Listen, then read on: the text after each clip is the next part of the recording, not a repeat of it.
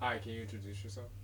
Yes. Hi, my name is Duneska Suannette Michelle. I am a visual artist, educator, and community organizer residing in Bushwick, Brooklyn, but was raised in Washington Heights with Dominican ancestry. Okay. Can you tell us more about your practice?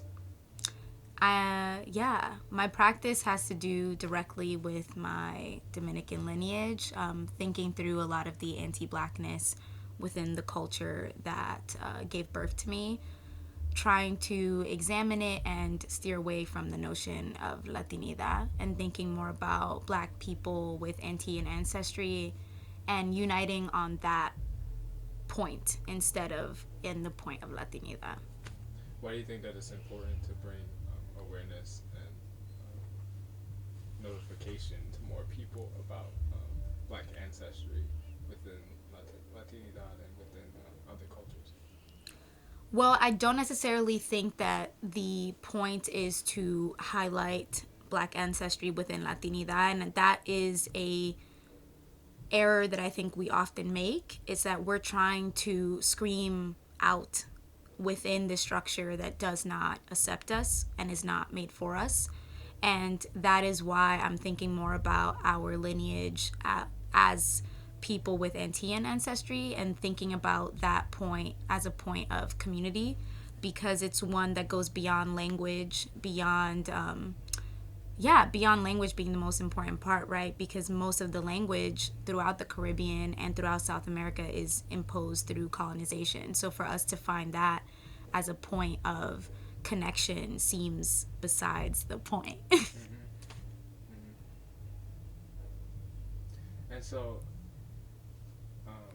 I think that's what I'm inquiring about. Mm. I think I want to know why you believe that notion is besides the point and Mm. where you find moments of clarity and unity within understanding these different lineages, you know? Mm-hmm.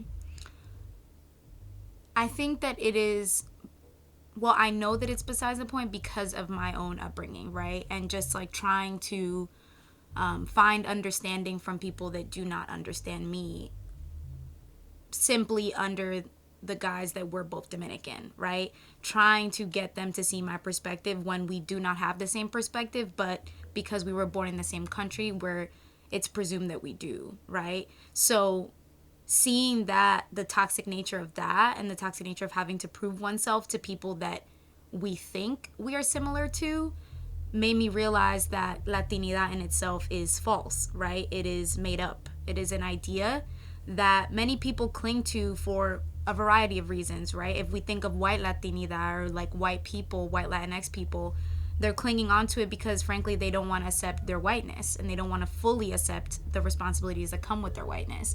And we're thinking about black Latinx people who, have been essentially brainwashed by white Latinidad to not accept their blackness and to deem that as negative, right?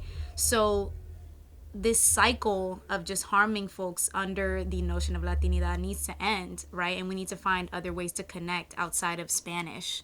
Because what is Spanish really? It's a language, but it was imposed on us, and therefore, why are we consistently finding that to be the point of connection? It no longer makes sense. How do you think this contextualizing of fighting against this notion finds itself evident in your visual practice? Mm. Well, I think a lot about the dictatorship of Rafael Trujillo within Dominican Republic. Um, he's this. Honestly, I think more people, especially outside of the Dominican Republic, need to know about his dictatorship and the things that he chose to do. Not just because I'm from this country in which it happened, but because of the way that it interweaves with relationships with other countries, right? So at the same time as Rafael Trujillo was running Dominican Republic, so was Hitler in Germany, right? And there's a relationship there in the sense of that after the Holocaust or during the Holocaust, right? A lot of Jewish refugees were looking for places to seek refuge. And Trujillo, as a way to mend the harm that he was doing, accepted Jewish refugees. And according to the rest of the world, this was an act of kindness. But in reality, he did it because he wanted to whiten the population in the Dominican Republic. So he gave them access to education, gave them access to land, and things that he was not even doing for his own people, for people within the country that he was supposed to be running. And he did it also shortly after the Parsley Massacre, which was a massacre in Dominican Republic of Haitian people as well as Black Dominicans, but mostly Haitian people who were trying to cross the border to come to the Dominican Republic, and they were told that if they couldn't say perejil, which is parsley in Spanish, they were shot dead.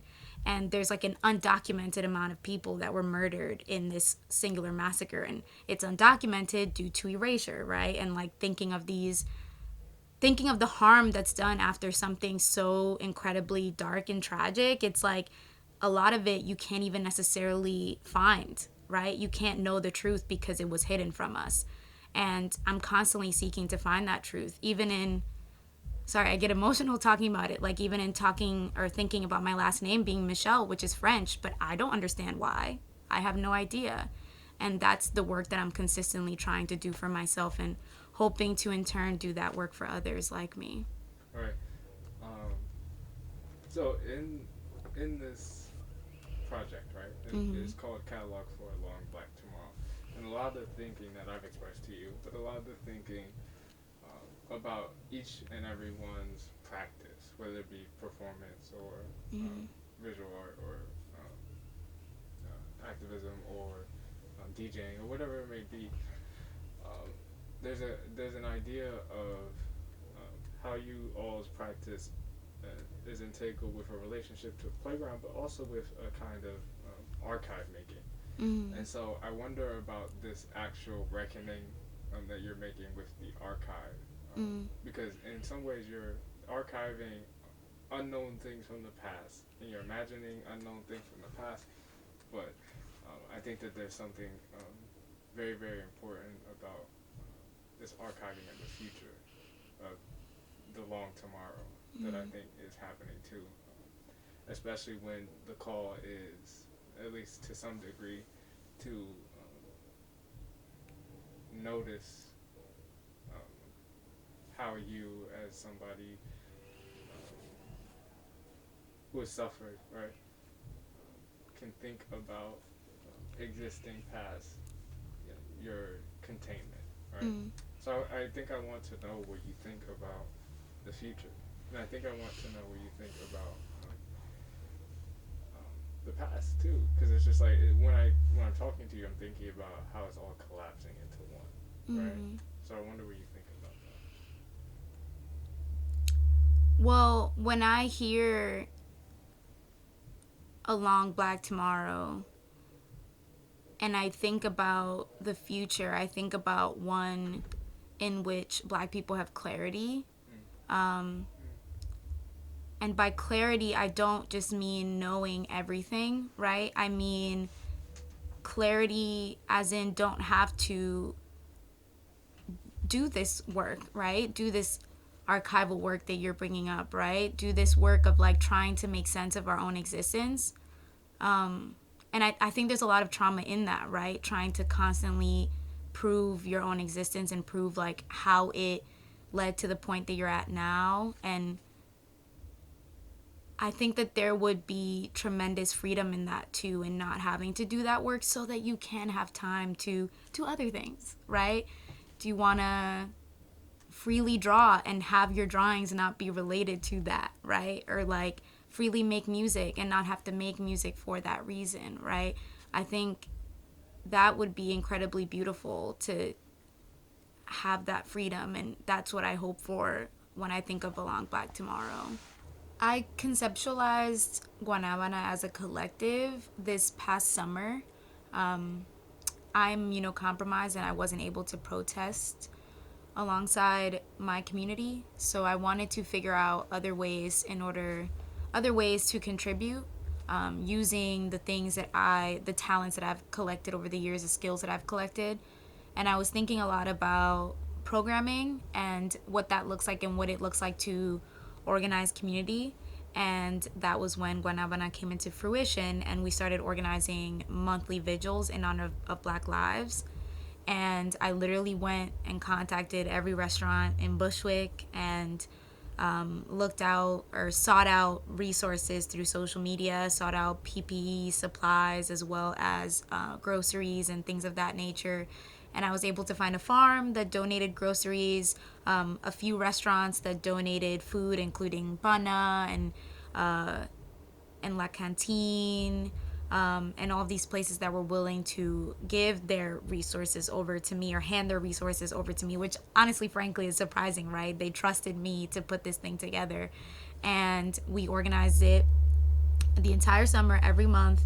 And we also brought in speakers to speak about their community work. And the concept being for them to inspire others, right? In order for others to engage with their community in different ways too, because it isn't something that should be limited to Brooklyn. Unfortunately, it is right now, but we want people to take these missions out to their respective communities as well.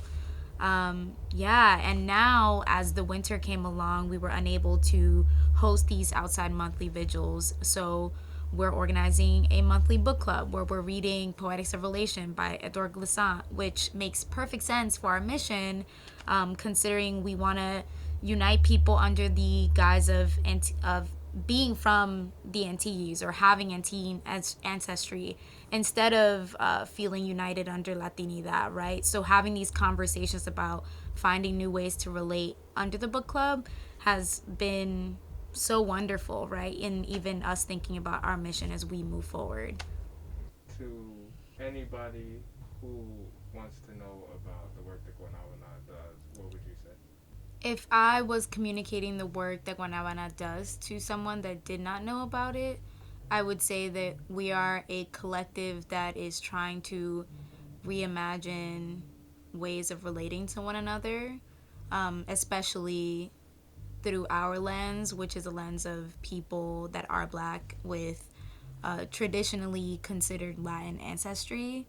We're trying to bring unification in the Caribbean or unify the Caribbean in a new way, one that is not based upon colonization, one that does not rely on colonization. And trying to find similarities throughout the Caribbean as well as the coast of South America instead of feeling divided. Because we share so much more in common than we think we do. Such as food, spiritual practices, everyday activities, weather, spices, dance, music. It's unlimited, truly. Everything except for language sometimes. What does freedom look like to you? I actually heard you ask this question, right? And I was thinking to myself, what does freedom look like to me? What does it mean for me to achieve freedom?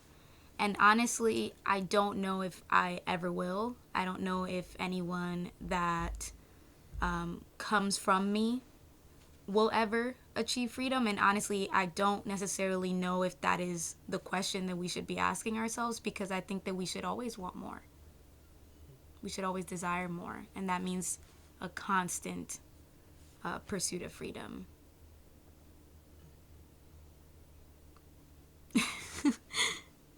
He just went like this to me, y'all. I think that we need to evaluate everything about ourselves, right? We have just started thinking about how toxic Latinidad is. Like, that is insane. Like, for years, we have been so reliant upon this identity, right? In our music, in the way that we speak, in the way that we communicate, right? We have been so reliant on Latinidad. Like, you could not tell me that I was not Latin, right? And we have now started thinking beyond that just now. So imagine the things that we will rethink and reframe and literally reimagine all the things that we will do in the future, right? I'm sure that there's things that I'm going to say right now that in the future they'll be like, well, actually, I think this and I want that. I want that. I want to be critiqued. I want to be challenged. I want that so badly.